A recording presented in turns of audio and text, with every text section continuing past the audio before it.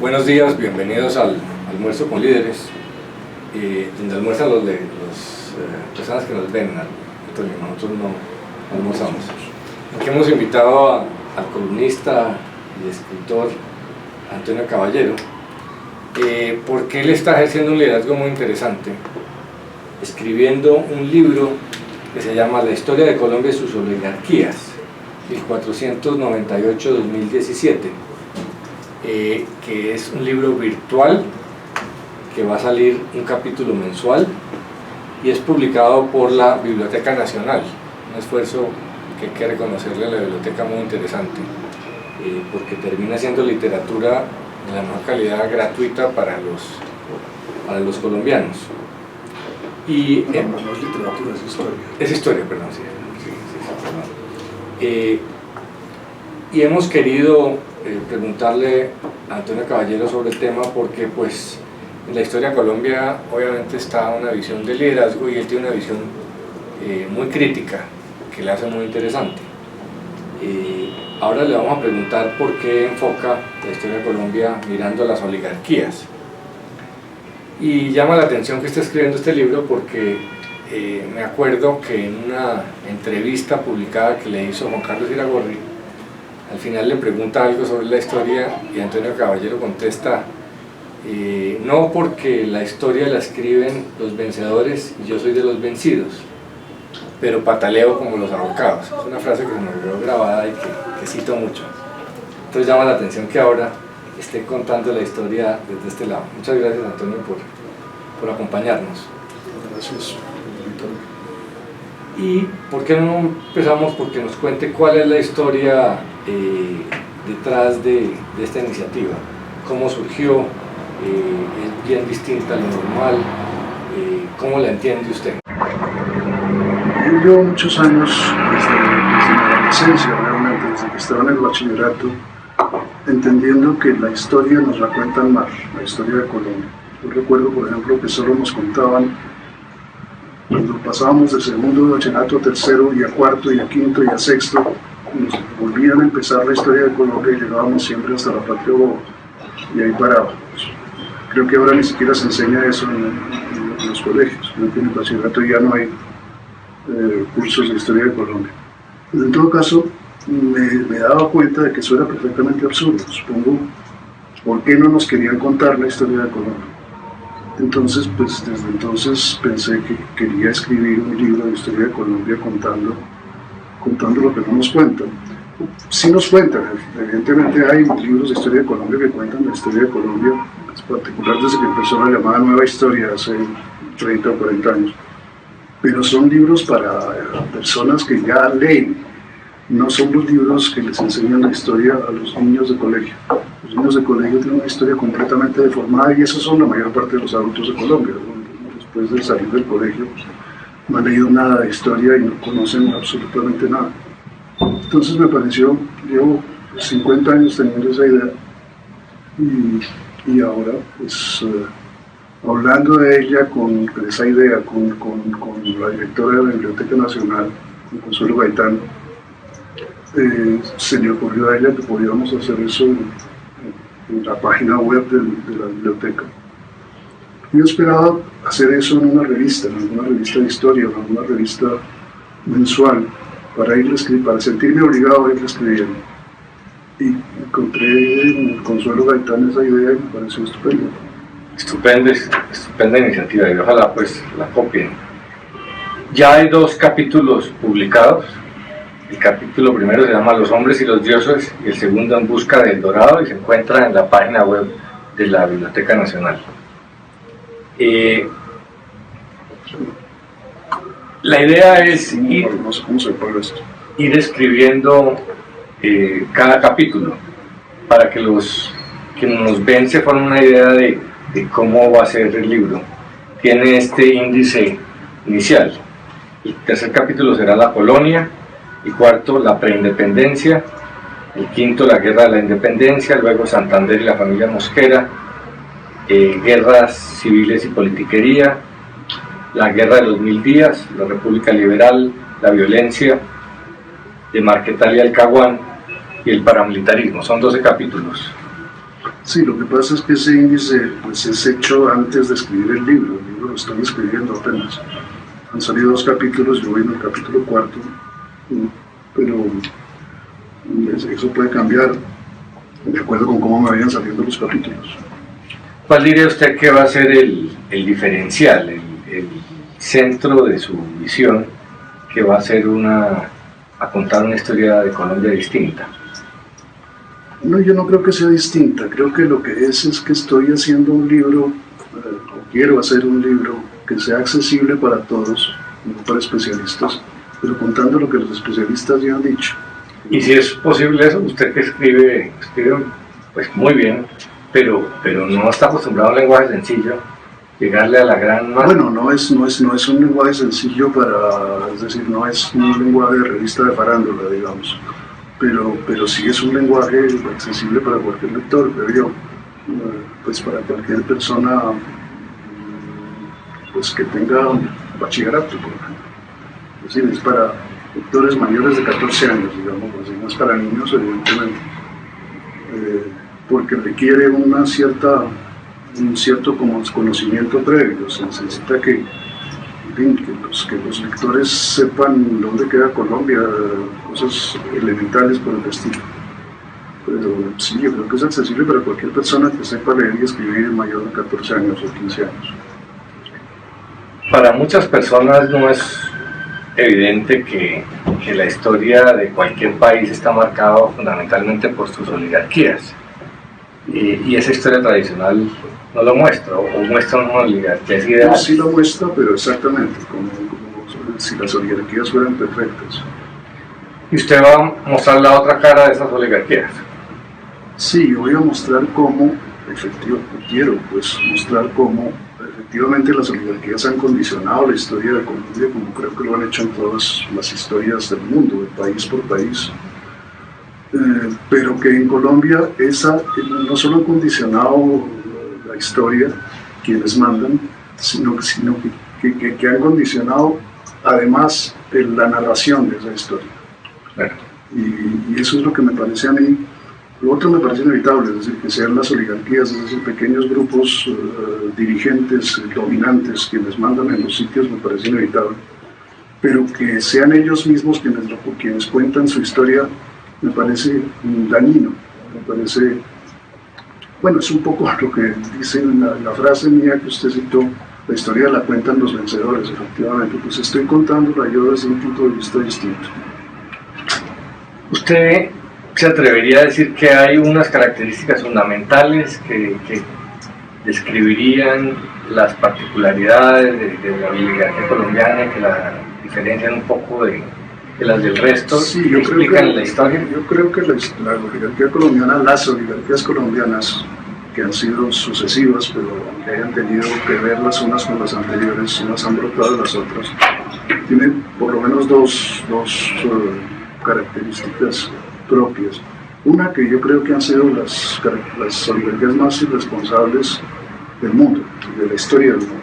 Es decir, son... Malcolm dice, es el que ha hablado diciendo, siempre le hacemos caso a los historiadores extranjeros más que a los colombianos. Ha dicho siempre que en Colombia no han existido clases dirigentes, sino únicamente clases dominantes. Y yo creo que eso es absolutamente cierto. Aquí nadie ha dirigido nunca nada. Las oligarquías colombianas han tenido una visión estrechísima y a cortísimo plazo, muy miope, inclusive de sus propios intereses. Y por eso todo aquí ha tenido que resolverse siempre mediante la violencia. Y voy mostrando eso, o quiero mostrar eso en estos capítulos, esa ceguera de las oligarquías. Y otra característica propia, ya no recuerdo qué iba a decir, ¿verdad? Características de las oligarquías. Sí, pero esa de la ceguera o la miopía, la irresponsabilidad y también, bueno, el recurso necesario a la violencia siempre. ¿Usted piensa y otra cosa, evidentemente, que en Colombia no ha habido nunca ruptura dentro de las oligarquías. Todos los países, digamos países recientes como estos países de América, tienen solo 500 años de existencia, en todos ha habido revoluciones que han cambiado las clases dirigentes, las clases dominantes. En Colombia no. En todas partes y en el resto, es decir, en los Estados Unidos, en México, hasta en Argentina, en Brasil, en el Ecuador, hasta en Bolivia ha habido revoluciones de los años 50, para no hablar de lo de Evo Morales ahora. En Colombia no. En Colombia, desde Jiménez de Quesada hasta hoy, han sido las mismas sangres, digamos, las que han manejado este país. Y lo han manejado, yo creo que los resultados están a la vista, lo han manejado muy mal. Entonces, ¿usted cree que la violencia está muy relacionada con una tara de las oligarquías colombianas que han sido proclives al uso de la violencia para mantener su poder? Sí, yo creo que nunca han contemplado, siquiera salvo ahora, tal vez, una posibilidad distinta de la violencia. Aquí por eso mismo no ha habido revoluciones, porque ha habido siempre contrarrevoluciones preventivas, vuelvo a lo mismo, desde la conquista. Volviéndonos al presente, por lo que usted dice, llama la atención que parecería haber una división en esa oligarquía frente a la posibilidad de hacer la paz. Una está resuelta a hacerlo y a pagar los costos relativamente bajos que tendría, y hay otra parte del establecimiento que tiene mucho temor y le parece que es demasiado costoso. ¿Es un primer caso de división donde la oligarquía no actuamos de manera homogénea en estos temas? No es un primer caso. Inclusive durante más o menos a todo lo largo del siglo XIX, la división partidista entre liberales y conservadores era una división oligárquica. Los dos partidos eran partidos dirigidos por oligarcas de distinta índole, unos más rurales, otros más urbanos, pero que pertenecían de todas maneras a la misma clase y se casaban entre ellos, etc. Pero sí veían las cosas de muy distinta manera. Los conservadores se negaban a cualquier tipo de cambio por considerar que los cambios eran costosos. Los liberales, por el contrario, consideraban que lo costoso era que no hubiera cambios. Yo creo que eso está sucediendo un poco también ahora. A mí me parece que es mucho más costoso continuar la situación actual dentro de la guerra que es producida por esa misma situación, que intentar que los costos de la paz, que serían, en mi opinión, muchísimo menores.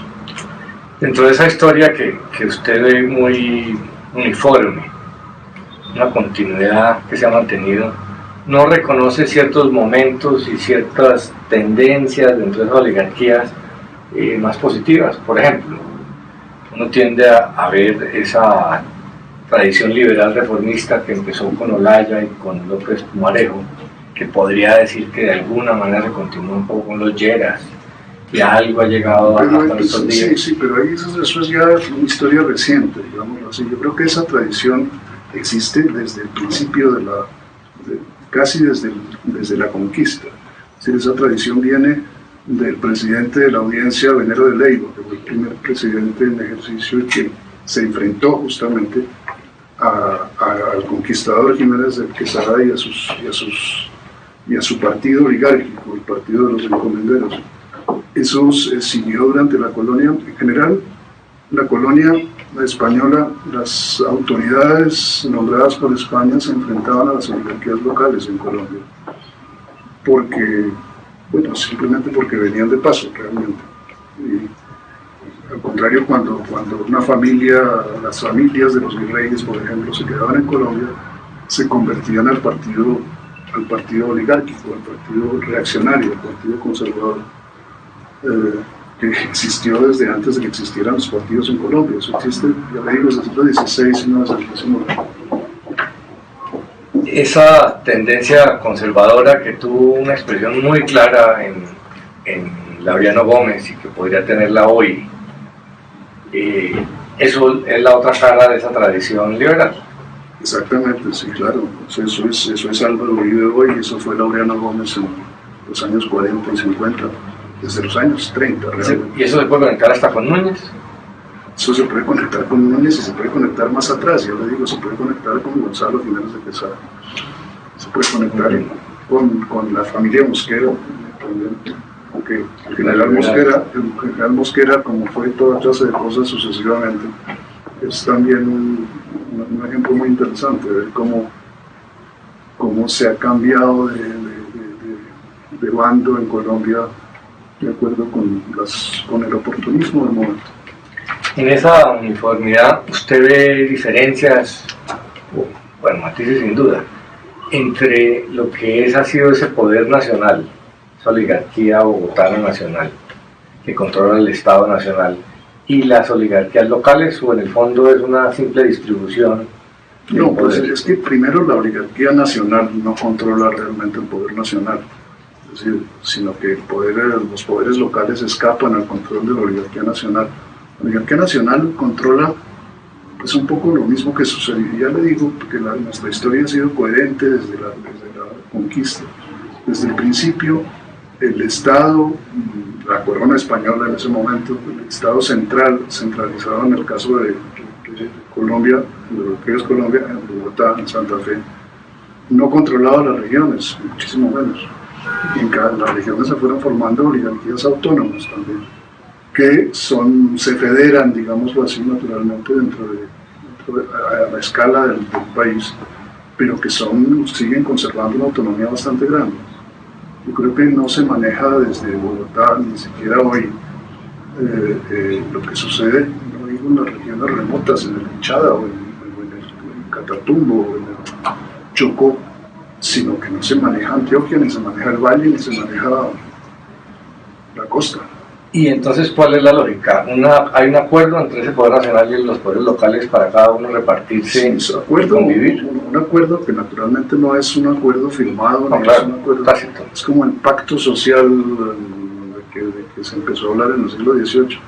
Es un acuerdo tácito que se ayudan, de entreayuda, pero no hay realmente jefes, salvo en los momentos de crisis.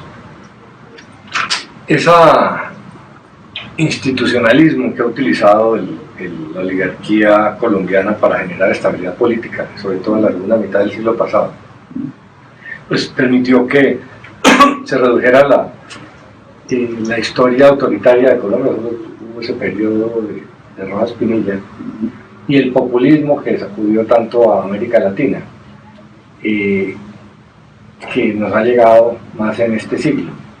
¿Usted cree que eso fue positivo o era simplemente una estrategia de contener los cambios que se produce a raíz de la muerte de Gaitán?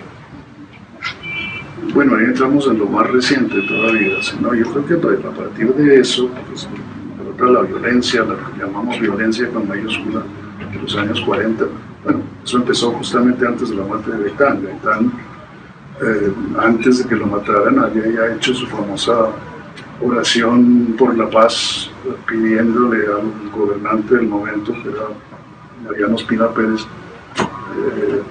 paz y piedad para la patria, creo que era exactamente la frase de Gaitán, porque se estaban matando ya en los campos los colombianos, por iniciativa y promovidos por el Partido Conservador en el poder.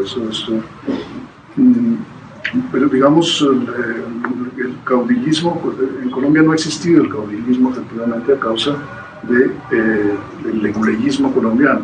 Leguleyismo que yo no hago remontar al general Santander, sino al conquistador Gonzalo Jiménez de Quesada. Gonzalo Jiménez de Quesada no hizo toda su vida más que pleitear, ganó casi todos sus pleitos, pero nunca recurrió como en ese momento mismo sucedía en el Perú, por ejemplo. Los pizarros se levantaban contra las leyes de la corona y contra la corona, se levantaban en rebelión armada. Quesada nunca, Quesada siempre recurrió a las leyes y a la argumentación teológica y legalista. Yo creo que eso es lo que ha evitado que en Colombia existan esos caudillos, con excepciones por supuesto, que ha habido en toda América Latina. Sin duda, enfrentar a esa cadena de oligarquías colombiana pues ha sido muy difícil para la oposición, pero ¿cómo evalúa usted el papel de los opositores, de la izquierda? ¿Le parece que les ha faltado capacidad o que simplemente era imposible realmente derrotar a las oligarquías colombianas? Bueno, eso es un fenómeno también reciente, digamos, es decir, la izquierda en Colombia no existe, la izquierda como lo entendemos hoy, eso no existe sino desde principios del siglo XX. Y como la respuesta de las oligarquías a toda iniciativa de cambio, así no sea revolucionario, ha sido la violencia, pues lo que ha hecho, lo que le ha sucedido a la izquierda colombiana es que se ha chocado siempre con la violencia y con la táctica del exterminio por parte de quienes mandan, es decir, de las oligarquías. La palabra oligarquía se puso de moda en Colombia, la puso Gaitán de moda en Colombia, y era, en un principio iba mucho más contra los dirigentes del Partido Liberal que contra los dirigentes del Partido Conservador. Para Gaitán, el gran oligarca era el doctor Eduardo Santos, y también entraba dentro de eso el rival liberal de Santos, que era López Pumarejo. Pero Gaitán puso de moda esa palabra y entonces, dentro de la simplificación de la oratoria, pues oligarcas y ricos significa exactamente la misma cosa. Y eso no es así realmente. Pero por eso es cuando yo escribo la historia de Colombia y sus oligarquías, no me estoy refiriendo a sus ricos, sino sus oligarquías, es decir, quienes han mandado.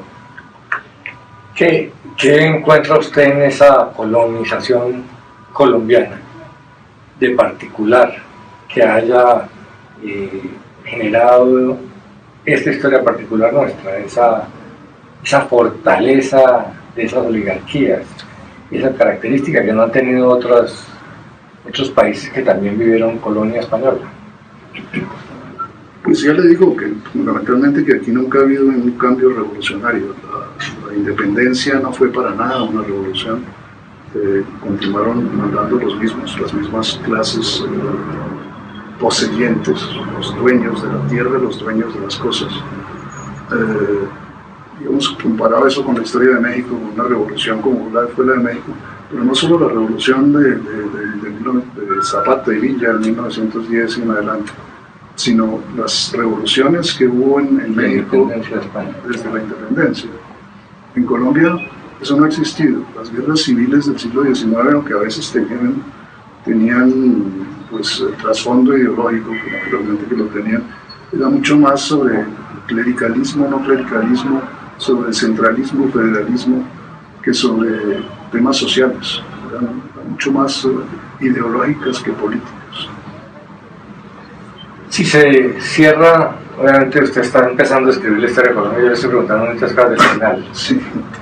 Pero si se cierra este capítulo de la violencia guerrillera, ¿usted cree que con eso se da un cambio cualitativo de fondo que altere un poco este continuum de la historia de Colombia, o es pues yo creo más que, de lo mismo? No, yo creo que sí es distinto, en el sentido de que por primera vez se cierra una violencia por pactos. El pacto del Frente Nacional es obviamente el ejemplo o el modelo, digamos, pero el pacto del Frente Nacional dejó por fuera la mitad del país. Fue un pacto exclusivamente entre oligarquías además reducidas a las cúpulas de los partidos liberal y conservador. Esta vez es un poco como lo que fue la constituyente del 91. Esto es el complemento de la constituyente del 91, de la constitución del 91, que fue por la primera constitución pactada que se ha hecho en Colombia y no una constitución impuesta por el vencedor en una guerra. Esta vez estamos por fin en un pacto en el que no hay vencedores ni vencidos, y eso lo hace distinto de todo lo demás. Ahora, no sé si después de esta guerra venga otra guerra, como ha sucedido en toda la historia de Colombia. ¿Y es optimista? Pero por lo menos se acaba esto. Sí, soy optimista. ¿Es optimista que se va a poder cerrar este capítulo? Sí, yo creo que sí, a pesar de que hay enormes resistencias, ¿no? Justamente la resistencia que ahora encabeza el expresidente Uribe, que ha sido la cabeza de las oligarquías más reaccionarias de Colombia de los últimos 20 años. Dentro de ese continuum de la historia de las oligarquías colombianas, ¿qué papel le ve, qué rol le ve usted a Juan Manuel Santos? Juan Manuel Santos empezó diciendo que él quería ser un traidor a su clase. Yo creo que no lo ha sido, pero sí está haciendo una ruptura con lo que ha sido la política de su clase de los últimos siglos. Y que es el reconocimiento de que existe otra Colombia, otros intereses distintos de los intereses inmediatos de las oligarquías. Yo creo que eso se refleja fundamentalmente en su anuncio, porque en realidad las cosas de Juan Manuel Santos no han pasado a ser anuncios. Su anuncio de la devolución de tierras, la restitución de las tierras y de la reparación de las víctimas. Eso, pues en realidad lo que se ha hecho en torno a eso ha sido muy poco, pero por lo menos es la primera vez que se plantea en toda la historia de Colombia. Y una última pregunta. ¿Qué rol, cómo identificaría usted dentro de esta historia nuestra el papel de un personaje tan, no sé cómo calificarlo, como Tiro Fijo? Tiro Fijo es el único jefe rebelde que ha durado en Colombia muchísimo tiempo, muchísimos años.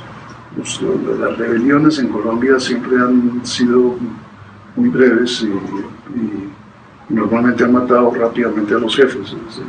Desde los jefes indígenas de la resistencia indígena en tiempos de la conquista, desde los Agualongo en tiempos de la independencia.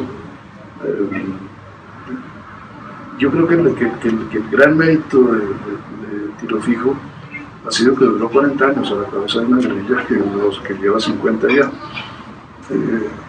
Esa longevidad en Colombia normalmente solo existía dentro del establecimiento, no por fuera del establecimiento. También a que se murió Jacobo Arenas muy pronto. Bueno, y le cedió todo. Muy pronto es mucho decir, porque pero le 20 años por lo menos. Sí, pero también más. Esa doble cabeza de las FARC, que eran Jacobo Arenas, Manuel Marulanda, duró por lo menos 25 años. Ese viceralismo de las FARC. Pero sí, claro, Tiro Fijo heredó lo de Jacobo también. Mucha gente va a decir que esta es una historia contada con su, no sé, a usted le aplica una cantidad de adjetivos, ya usemos uno, la amargura de caballero. ¿Qué diría usted de eso? Es que ese adjetivo en particular, yo no soy amargado ni tengo por qué serlo, me ha ido muy bien en la vida. No soy para nada amargado, lo que pasa, soy escéptico, que es otra cosa distinta, soy pesimista también. Pero sí, claro, pero es que todas las historias son escritas por personas que tienen su propio punto de vista, que puede ser el punto de vista de la amargura o el del resentimiento o el del triunfo y la felicidad, por todo lo contrario, pero cada historiador tiene su propio punto de vista y eso se puede disfrazar, pero no se puede negar. Parece que ha habido muy pocos historiadores críticos del establecimiento que provengan de él. De esos casos, por eso le dicen como bueno, pero es que yo no soy un historiador, en realidad yo soy historiador aficionado, yo no soy un profesional de la historia, mucho menos. Lo que pasa es que pues he leído mucho al respecto, ahora estoy leyendo mucho más a medida que escribo los capítulos.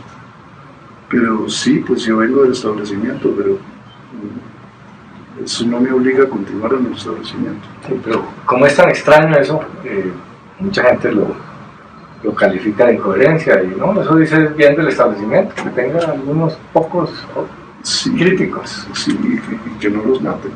Que no los maten, eso es muy cierto. Bueno, Antonio, pues le agradecemos mucho, esto va a ser muy interesante seguirle el cauce a cómo se va construyendo este libro. En el almuerzo con líderes tratamos de mostrar visiones originales, porque mucho del liderazgo está en los hechos, en el ejemplo, pero también en la visión.